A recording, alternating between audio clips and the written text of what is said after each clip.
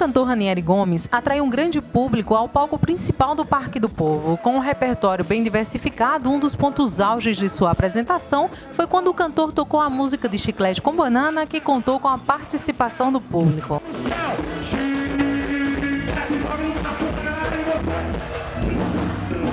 Pelo 8º ano consecutivo, o cantor encerra sua apresentação com gostinho de quero mais e a felicidade de outra vez participar do maior São João do mundo. Olha, para mim é como se fosse a primeira vez. Toda vez que eu piso no palco principal, no São João de Campina Grande, já tem 8 anos que a gente toca, mas é como se fosse uma primeira vez. Dá um friozinho na barriga, uma emoção. E mais com essa multidão aí, cantando, vibrando, eu fico muito feliz sempre.